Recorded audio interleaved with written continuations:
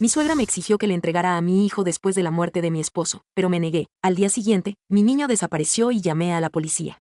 Tengo 32 años y soy huérfana. Me contaron que mi mamá me abandonó en una estación de bomberos cuando era un bebé. Ni siquiera sé mi verdadero cumpleaños y nunca busqué ni conocí a mis padres biológicos. Mi infancia fue inusual. Crecí sin familia, pasando de un orfanato a otro. Todo cambió a los 11 años. Una pareja sin hijos, el señor y la señora Williams, nombres cambiados. Al igual que todos los demás, para proteger su identidad, vinieron al orfanato a buscar una niña para adoptar. De alguna manera me eligieron, y la señora Williams parecía muy complacida con la decisión. El papeleo tardó, pero cuando finalmente se formalizó, pensé que mi vida cambiaría para mejor. Fue extraño dejar el orfanato e ir con ellos a su casa. El señor y la señora Williams eran bastante adinerados y, al principio, fueron amables conmigo. La señora Williams era muy estricta con la pulcritud y siempre me daba un manotazo si mi cuarto estaba desordenado o mi cabello no estaba peinado. Decía que siempre imaginó a su hija como absolutamente perfecta y que yo debía cumplir sus expectativas. El señor Williams, en cambio, era un poco extraño. Constantemente entraba accidentalmente a mi cuarto mientras me estaba cambiando. A los 11 años creía sus excusas tontas, pero al crecer, noté que esto ocurría cada vez con más frecuencia. Me ponía muy tensa y les rogué que pusieran un seguro a mi puerta. La señora Williams se negó, diciendo que las puertas de los dormitorios siempre debían estar abiertas. Intenté hablarle sobre las veces que el señor Williams entraba sin avisar, pero ella me desestimó, acusándome de inventar historias sobre su esposo solo para conseguir lo que quería. Una noche me despertó la sed y, al abrir los ojos, vi al señor Williams en la puerta. Estaba solo parado, mirándome. Grité de terror y él huyó asustado. Mi grito despertó a la señora Williams y, cuando ella corrió a mi cuarto, le conté que su esposo me estaba espiando. Mi expresión la convenció, porque se puso furiosa y fue a confrontarlo, mientras él, como siempre, estaba sentado viendo fútbol. Al día siguiente, llamó a un vecino para que instalara un seguro en mi puerta. Por primera vez en mucho tiempo, me sentí segura. Sin embargo, me obligó a prometer que solo cerraría la puerta por la noche o cuando me estuviera cambiando durante el día, algo que por supuesto me alegró. De niña, me costaba entender exactamente lo que hacía el señor Williams, pues nadie me dijo que lo que hacía era repugnante. Lo único que sabía era que no me gustaba. Ojalá pudiera escribir que aprendió la lección y cambió, pero no. Aunque ya no podía irrumpir en mi cuarto en momentos vulnerables, comenzó a hacerme preguntas incómodas cuando la señora Williams no estaba cerca. La intuición femenina nunca falla, y aprendí a confiar en la mía. Por eso, cada vez que la señora Williams se iba a hacer compras, yo cerraba mi puerta y buscaba excusas para salir a la calle y pasar tiempo con otros niños del vecindario. Creo que el tiempo que pasé con mis compañeros me hizo darme cuenta de lo mucho mejor que era su vida que la mía. Tenían papás a los que podían correr en busca de consuelo, sin sentir incomodidad. Tenían mamás que se preocupaban constantemente, trayéndoles bocadillos o agua. Aunque sabía que debía estar agradecida con el señor y la señora Williams por haberme adoptado y darme una vida mejor que en el orfanato, todos los días soñaba con el amor y el afecto que otros niños recibían tan fácilmente. Supongo que por eso, al crecer, me junté con la compañía equivocada en la escuela. Desesperada por encajar, descuidé mi reputación. Terminé entre jóvenes que se drogaban y que se divertían faltando a clases y no haciendo la tarea. Desearía poder volver y golpearme la cabeza, pero supongo que todo sucede por una razón. Faltaba a clases regularmente, bebía, consumía y llegaba a la escuela con ropa gótica. El señor y la señora Williams amenazaron con echarme, pero yo era rebelde y no me asustaban sus amenazas, lo que provocaba peleas constantes. El señor Williams también actuaba de forma extraña con mis parejas. Miraba fijamente a mis novios cuando venían por mí y no se acostaba hasta que yo regresaba a casa. Me gritaba si usaba un vestido, afirmando que parecía una prostituta y que debía ponerme algo más decente. Tampoco le gustaba mi cabello largo. Hacía comentarios desagradables, como que el cabello suelto podía excitar a un chico, por lo que debía recogérmelo. Al principio callé, pero poco a poco me irritó más. Creo que esto me empujó a beber más, para olvidar lo insegura e incómoda que me sentía en esa casa. Una noche, después de una fiesta, regresaba a casa temprano en la mañana y me detuve en un puente para ver el amanecer más hermoso de mi vida. No sé qué me pasó, pero rompí a llorar. Sé que no suena muy dramático, pero en ese momento me di cuenta de que me estaba rebelando porque odiaba mi vida, y odiaba a todos y a todo lo que me rodeaba. Si seguía así, terminaría muerta, como esos alcohólicos y adictos de mi pueblo. Fue entonces que supe que tenía que cambiar algo. Necesitaba escapar de esa ciudad y de esa gente. No puedo decir que los cambios ocurrieron de la noche a la mañana, pero dejé las fiestas y me dediqué de lleno a estudiar. Perdí muchos amigos, pero al menos mis calificaciones mejoraron. El señor y la señora Williams se alegraron de mis cambios positivos, pero yo sabía que no lo hacía por ellos, lo hacía por mí. Cuando finalmente me gradué, sentí que había superado un obstáculo enorme en mi vida. Mis calificaciones no eran de nivel Stanford, pero eran lo suficientemente buenas para entrar a una universidad decente. Fue entonces cuando el señor y la señora Williams mostraron su verdadera cara. Se negaron a dejarme solicitar ingreso a universidades fuera de la ciudad. Yo estaba en shock, ya que ellos mismos me habían presupuestado presionado para que estudiara mejor. En el curso de la discusión, la señora Williams confesó que me habían adoptado solo para que me sintiera obligada de por vida a cuidarlos. El señor Williams estuvo de acuerdo y añadió que los hijos son esencialmente cuidadores, y eso era lo menos que podía hacer para pagarle sus años de esfuerzo e inversión financiera. Me quedé helada por sus palabras, pero la señora Williams no se detuvo ahí. Afirmó que durante años se había esforzado en protegerme de su esposo para que yo no tuviera excusa para huir. Gritó que me había hecho obediente y disciplinada a propósito y que no permitiría que yo pagara su esfuerzo de esa manera. Incluso amenazaron con romper mi diploma y quemar toda mi ropa para que no tuviera nada con que irme ni a dónde ir. Como pueden imaginar, estaba aterrorizada. Si antes tenía un fuerte deseo de escapar, después de esa conversación mi determinación se fortaleció. En plena noche, empaqué todos mis documentos importantes y algo de ropa, y salí sigilosamente por la ventana. Lo único que dejé fue una nota en la cama, donde les advertía, si intentaban buscarme o contactaban a la policía, me encargaría de que el señor Williams fuera a la cárcel por todo su comportamiento indebido. Les dejé claro que no dudaría en contar mi historia a todos. No tenía un destino específico, pero el dinero me alcanzó para un boleto de autobús, y a mis 18 años, supe que finalmente era libre de mi familia adoptiva. Tenía una amiga llamada Lorena que se había mudado a una ciudad cercana, y mantuvimos el contacto todos esos años. Decidí que su casa era el único lugar al que podía ir, al menos hasta que tuviera un nuevo plan. Cuando llegué a su puerta temprano en la mañana, despeinada y con una bolsa en la mano, por supuesto parecía una fugitiva, y lo era, pero Lorena y sus papás me recibieron cálidamente. Ella estaba tan feliz de verme que no dejaba de abrazarme. Sus papás me hicieron algunas preguntas al ver mis pertenencias, y les respondí honestamente. Creo que entendieron que me había escapado, pero no me presionaron. Les pregunté si podía quedarme unos días, y aceptaron de inmediato. En casa de Lorena me sentí segura. Mientras vivía en su cuarto, me dediqué a solicitar ingreso en diferentes universidades, tratando de centrarme en el futuro. Cada mañana, ella y yo escribíamos ensayos o llenábamos formularios, y por las noches me llevaba a conocer a sus amigos en la ciudad. Hacíamos caminatas o nadábamos en el lago, y sentí que por fin podía respirar con libertad. Me sorprendió que sus papás me permitieran quedarme tantos meses mientras me ocupaba de mi ingreso a la universidad. Años después, Lorena me confesó que en mi ciudad natal todos ya sabían que el señor Williams era un pervertido. Me dijo que incluso tenía antecedentes penales. Yo estaba en shock al no saber esto, pero eso explicaba por qué sus papás no hicieron preguntas innecesarias cuando aparecí en su puerta esa mañana. Por eso siempre estaré inmensamente agradecida con Lorena y sus papás por su compasión y por ser mi refugio cuando más lo necesité. Ese verano, literalmente me salvaron la vida. Supongo que mi carta de despedida al señor y la señora Williams funcionó, porque nunca intentaron contactarme después de mi escape. Al final, Lorena y yo entramos a la misma universidad, y sus papás nos ayudaron a mudarnos al dormitorio. Estaba feliz de tener mi propia cama y mi escritorio, que podía decorar como quisiera. Fue en la universidad donde conocí al amor de mi vida, Jaime. Nuestra conexión fue innegable desde el principio. Era el chico más amable que jamás había conocido. Hablar con él me daba mariposas en el estómago. Al principio fuimos amigos, hasta que un día fuimos juntos al cine. Cuando me acompañó al dormitorio, de repente me besó y ambos reímos. Hablamos toda la noche, y sigue siendo uno de mis recuerdos favoritos. Jaime sabía todo sobre mi pasado y nunca me juzgó. Le molestaba lo repugnante que fue mi familia adoptiva, pero se alegraba de que hubiera cortado todo contacto. Él también me contó sobre su familia. Su madre, Marta, fue madre soltera por mucho tiempo antes de conocer a su esposo actual. Marta perdió a su primer esposo, el papá de Jaime, en un accidente automovilístico cuando Jaime era niño. Él me contó cuánto amaba y respetaba a su madre, y cómo se esforzó para pagar las cuentas y darle una buena educación. Yo entendía su admiración. A mí misma me sorprende su fuerza para criar a un hijo sola después de la muerte de su esposo. Jaime me contó que en la preparatoria, Marta conoció a Roberto, con quien se casó, convirtiéndose en el padrastro de Jaime. Según él, tenían una buena relación, y su vida familiar era mucho mejor que la mía. Cuando mi relación con Jaime se puso seria, él decidió dar el siguiente paso, presentarme a su madre. Aunque ella venía a menudo a la universidad a visitarlo, nunca habíamos coincidido, así que organizó una cena en un restaurante cerca del campus para conocernos formalmente. Durante la cena, noté de inmediato que Marta no estaba nada entusiasmada con nuestro encuentro. Me bombardeó con preguntas toda la noche, principalmente sobre mi pasado y mi familia. Le conté sobre mi infancia en orfanatos antes de ser adoptada por el señor y la señora Williams. Sus labios se apretaron notablemente por la decepción mientras hablaba. Era claro que no le gustaba. Varias veces intenté cambiar la conversación a su trabajo, pero Marta insistía en que debía contarle todo sobre mi pasado porque no quería sorpresas desagradables. También se permitió hacer comentarios, diciendo que nunca pensó que su hijo saldría con una huérfana y que Jaime podría encontrar a alguien mejor. Sus palabras me hirieron profundamente, haciéndome sentir indeseada. Jaime también estaba furioso y le dijo varias veces a su madre que sus comentarios eran muy inapropiados e injustos. Pero Marta solo replicó que solo pensaba en el bien de su hijo y que una madre siempre sabe lo que es mejor. Honestamente, después de ese encuentro me sentí completamente confundida. Sin embargo, como nunca había vivido en una familia normal, supuse que tal vez ese era el comportamiento normal de unos padres que protegían a sus hijos. Yo entendía que sus intenciones venían de la preocupación por su hijo. Jaime se disculpó conmigo después y dijo que hablaría con su madre sobre su comportamiento. Después de ese incidente, me reuní con Marta algunas veces más, y ella se esforzó menos en comentar sobre mi pasado. A diferencia de ella, su esposo Roberto fue muy amable y siempre educado conmigo. A pesar de la desaprobación de su madre, Jaime y yo seguimos construyendo construyendo nuestra relación y sabíamos que queríamos pasar la vida juntos. Por eso, cuando nos graduamos, no fue una sorpresa para mí ni para nuestros amigos que Jaime me propusiera matrimonio. Ambos teníamos excelentes trabajos e íbamos a mudarnos a Monterrey para comenzar una nueva vida. Marta, por su parte, estaba en shock, por decirlo menos, y expresó su descontento en nuestra fiesta de compromiso, que celebramos para amigos cercanos y familiares de Jaime antes de mudarnos al norte. Mientras todos se divertían, ella estaba como una nube oscura. En un momento, cuando nos quedamos a solas, no pudo contener su desprecio y me dijo directamente que nunca pensó que su hijo se juntaría con alguien como yo, insinuando que solo era un capricho temporal para él. Hasta ese momento, siempre la había tratado con respeto, pero en ese momento supe que tenía que defenderme. Le dije con firmeza que no le permitiría hablarme de manera tan irrespetuosa. Le recordé que yo ya no era solo la novia de Jaime, sino su futura esposa, su nuera. Le dije que entendía su desaprobación, pero le aseguré que amaba sinceramente a su hijo y creía que éramos una buena pareja. Le dejé claro que mi pasado no era mi culpa y que estaba construyendo activamente un futuro mejor. Yo esperaba su apoyo. En respuesta, ella solo resopló y declaró que nunca me daría su bendición. Yo le respondí tranquilamente que nunca se la había pedido, y me fui. Más tarde, se quejó con Jaime después de la fiesta de que supuestamente yo me había comportado irrespetuosamente con ella, pero mi prometido le dijo que se lo merecía, ya que ella siempre había sido grosera conmigo. Fue satisfactorio ver cómo su rostro se ponía rojo de vergüenza. Roberto se la llevó más tarde, mientras ella nos gritaba a Jaime y a mí que nos estábamos apresurando demasiado para casarnos y nos maldecía. Nuestra boda transcurrió sin problemas. Nos mudamos a Monterrey y vivimos en un departamento alquilado. Trabajábamos mucho, pero nos esforzábamos por pasar la mayor cantidad de tiempo posible juntos cada noche. Nunca pensé que el matrimonio pudiera ser tan simple, pero supongo que cuando estás con la persona adecuada, no tienes que esforzarte de más. Jaime y yo hablamos sobre el futuro y decidimos firmemente que tendríamos hijos solo cuando estuviéramos financieramente listos para formar una familia. Por eso, en nuestro cuarto año de matrimonio, cuando finalmente nos mudamos a nuestra propia casa después de muchos años de trabajo, ambos acordamos que era momento de intentar tener un bebé. Esta casa era el resultado de nuestro trabajo, sudor y lágrimas. Y la idea de criar a un bebé en el espacio que construimos juntos nos llenaba de felicidad. Durante todos esos años, Marta prácticamente no nos visitó, aunque Jaime la llamaba y le escribía regularmente. Era claro que Marta todavía guardaba resentimiento, pero todo cambió cuando quedé embarazada. Tan pronto como se enteró, llamó a Jaime exigiéndole que le permitiera vivir con nosotros en los últimos meses del embarazo para cuidarnos y que la dejáramos entrar a la sala de partos para controlar el proceso. Jaime y yo rechazamos todas sus exigencias, y él incluso le dijo que estaba loca si pensaba que accederíamos. Esto provocó otra pelea. Marta insistía en que así es como deben actuar las abuelas por sus nietos y que si yo era una buena madre, estaba obligada a permitirle al menos presenciar el nacimiento del bebé. Por supuesto, mi esposo manejó a su alocada madre, y no se le permitió acercarse a nosotros hasta que nuestro hijo cumplió 5 semanas. En ese momento yo estaba en mi licencia de maternidad, y Jaime seguía trabajando. Sin embargo, volvía a casa cada noche, bañaba a nuestro hijo y lo acostaba. Ambos estábamos agotados, pero al mismo tiempo la paternidad nos traía mucha felicidad. Todo el amor y el afecto que no recibí en mi infancia me convirtieron en una buena madre, y yo pensaba que en general me las arreglaba bien. Pero cuando Marta llegó, su opinión fue diferente. Nada le gustaba. ¿Por qué seguía amamantando? ¿Por qué el bebé dormía solo en su cuarto y no conmigo en la cama? ¿Por qué vestía a mi hijo de esa manera? Todo eran críticas insignificantes. Ella insistió en quedarse unas semanas, y esas semanas se convirtieron en unas de las más tortuosas de mi vida. Discutía conmigo sobre absolutamente todo e incluso exigió instalar una cámara en el cuarto del bebé para monitorearlo 24 horas. En ese momento yo estaba tan agotada que no tenía fuerzas para discutir, pero cada día empeoraba. Marta no hacía absolutamente nada en la casa, ni siquiera movía un dedo para lavar los platos o doblar la ropa. Si yo estaba lidiando con el bebé que lloraba y le pedía que vigilara algo en la estufa, ella declaraba en voz alta que a ella nadie le ayudó cuando crió a Jaime y que yo debía arreglármela sola. Su presencia se convirtió en una carga adicional. Ahora tenía que alimentar una boca más. A pesar de esto, nada le gustaba. Pensaba que 1 o 2 platos no eran suficientes para alimentar a su hijo. Le dije a Jaime que ya no podía soportarlo más, y él le pidió a Marta que se fuera al día siguiente, lo que la ofendió profundamente. Gritó que tenía derecho a pasar tiempo con su nieto y que no podíamos echarla. Cuando Jaime señaló que ella ni siquiera había movido un dedo para ayudarme en la casa, a pesar de que eso es lo que hacen las personas cercanas al visitar a padres primerizos, Marta declaró que yo era una madre inútil que no se estaba ocupando bien de sus responsabilidades y que por eso ella quería enseñarme a hacer las cosas correctamente. Como pueden imaginar, Jaime la echó de la casa al día siguiente a pesar de sus protestas. Después de que Roberto se la llevó, me envió muchos mensajes, culpándome de ser la causa de todos los conflictos en su familia. En uno de los mensajes, incluso expresó su pesar de que yo no hubiera muerto durante el parto. Su odio y enojo hacia mí eran tan fuertes que Jaime y yo decidimos cortar por completo toda comunicación con ella. Le comunicamos nuestra decisión a Roberto, y para mi sorpresa, él lo entendió. Así que, durante los últimos 4 meses, no había tenido contacto con mi suegra y pensaba que así seguiría. Pero mi vida dio un vuelco cuando recibí una llamada del hospital. Me dijeron que mi esposo había tenido un accidente mientras andaba en bicicleta. Al principio me negué a creer que se trataba de Jaime. Recuerdo haberme derrumbado en el piso, sosteniendo a mi hijo y sintiendo que mi cuerpo se adormecía. Supe que tenía que ir al hospital, así que llamé a una colega para que cuidara a mi bebé y, afortunadamente, ella aceptó. No voy a entrar en detalle sobre lo que experimenté al ver el cuerpo sin vida de mi esposo en la morgue, solo diré que perdí el conocimiento por el dolor insoportable. La llamada más difícil de mi vida fue la que hice después de identificar el cuerpo a Marta para informarle de la muerte de su hijo. Sus gritos agudos de dolor todavía resuenan en mis oídos. Al enterarse de la noticia, mis amigos y los familiares de Jaime vinieron a Monterrey lo antes posible para apoyarnos a mí y a mi hijo. Había que organizar el funeral. Afortunadamente, mis amigos se encargaron de eso, ya que yo estaba totalmente incapacitada para hacer cualquier cosa. Al principio, Marta me dio el pésame. Dijo que entendía el dolor de perder a un esposo y que no le hubiera gustado que yo tuviera que pasar por ese dolor. Sin embargo, su tono cambió rápidamente. Declaró que yo no estaba en condiciones de cuidar a mi hijo correctamente y me propuso descaradamente que le entregara a mi bebé para que ella pudiera criarlo lejos de toda esa tristeza y depresión. Yo estaba atónita y la miraba confundida mientras ella justificaba su propuesta diciendo que si yo fuera realmente una buena madre, no sería tan egoísta y no retendría a mi hijo en un momento tan difícil. No sé qué me pasó, pero todos los años de enojo y resentimiento acumulados estallaron, y le grité que se fuera de mi casa. Mi grito fue tan fuerte que los invitados dentro de la casa voltearon. Mis amigos corrieron hacia mí, y cuando les conté las exigencias de Marta, la miraron con horror y repugnancia. Marta gritó en respuesta, pero mis amigos intervinieron y literalmente la sacaron de la casa. Le dijeron que su comportamiento no era normal y que necesitaba ayuda profesional. Cuando los demás se enteraron, todos coincidieron en que Marta podría estar sufriendo una crisis nerviosa por la muerte de su hijo y que yo simplemente debería ignorar sus exigencias. Todos me aseguraron que no debía dejarla entrar a la casa de nuevo, especialmente porque la vivienda ahora me pertenecía. Esa noche besé a mi hijo y me fui a dormir, todavía conmocionada por el dolor de perder a mi esposo y las absurdas exigencias de su madre. Imaginen mi horror cuando a la mañana siguiente desperté y descubrí que mi hijo no estaba en su cuna. Llamé a la policía, mientras revolvía toda la casa buscando al niño. Cuando llegaron los oficiales y me preguntaron si había alguien que pudiera haberse llevado al niño mientras yo dormía, algo hizo clic en mi cabeza. Tenía que ser Marta. Ella era la única que tenía una llave de repuesto de nuestra casa, que le dimos hace años en caso de emergencia. Le conté a la policía sobre la desagradable conversación del día anterior y su exigencia de llevarse a mi hijo. Los policías enviaron inmediatamente un equipo a su dirección. Para mi inmenso alivio, encontraron a mi hijo en su casa, ileso. Sin embargo, Marta fue arrestada de inmediato y acusada de secuestro y allanamiento. Les insistía a los policías que era solo una pequeña broma y que tenía todo el derecho a pasar tiempo con su nieto. Como pueden imaginar, la noticia se difundió por todas partes, y empecé a recibir llamadas de conocidos obqueados. Amigos y familia, al reconocer a Marta por las fotos en las noticias, no podían creer que hubiera tenido la audacia de realmente secuestrar a mi hijo. Aunque la mayoría coincidió en que hice lo correcto al denunciarla, algunos parientes de Marta y su esposo Roberto creen que simplemente está pasando por un duelo muy difícil por la pérdida de su hijo y que debería perdonarla. Roberto incluso prometió que la internaría en una clínica psiquiátrica para que se recuperara. Así que, me preguntaba si hice mal en denunciar a mi suegra por robar a mi hijo, o si debía hacer la vista gorda ante su acto porque perdió a su hijo y quizás solo estaba pasando por el duelo de esa manera. En ese momento, yo les pedí su opinión, si debía o no retirar la denuncia. Personalmente, muchos consideraban que yo estaba en lo correcto al presentar la denuncia, pero debatían si retirarla o no. Algunos pensaban que debía darle otra oportunidad si la internaban en una clínica, pero que cambiar las cerraduras era indispensable. Sin embargo, todos coincidimos en que su acción era absolutamente inaceptable. Actualización 1. Me alegré de que la mayoría de la gente pensara que no debía perdonarla y que era poco probable que se calmara después de este incidente. Al principio sentí algo de culpa al publicar el post, pero coincidí con la mayoría de sus comentarios. Incluso mi esposo Jaime habría apoyado mi decisión de hacerla responsable. Por eso, no tenía más remedio que seguir con el caso. Aunque no quería castigarla, creía que debía entender que sus acciones tendrían consecuencias. De lo contrario, podría volver a intentar lo mismo conmigo y con mi hijo. En cuanto a los parientes que creían que debía dejar pasar el asunto, decidí simplemente ignorarlos e incluso bloquearlos. Ellos no vivieron lo que yo tuve que pasar al despertar y encontrar a mi hijo desaparecido. En ese momento, estaba buscando activamente un abogado para que me ayudara a defender mi postura en la corte. Actualización 2. Hola a todos. Sé que pasó un mes, pero he estado muy ocupada. En primer lugar, seguí sus consejos y cambié todas las cerraduras de la casa. También instalé una cámara en la puerta principal y en el patio por si acaso. Encontré a un abogado que nos ayudó a mí y a mi hijo a obtener una orden de restricción de por vida contra Marta, para que nunca más pudiera acercarse a nosotros. Confieso que esto me ayudó mucho a sentirme segura. Mi abogado estaba seguro de que ganaríamos el caso, ya que los hechos eran bastante obvios. Pero, por supuesto, yo seguía con mucha ansiedad. Dije que publicaría una actualización cuando el caso estuviera resuelto.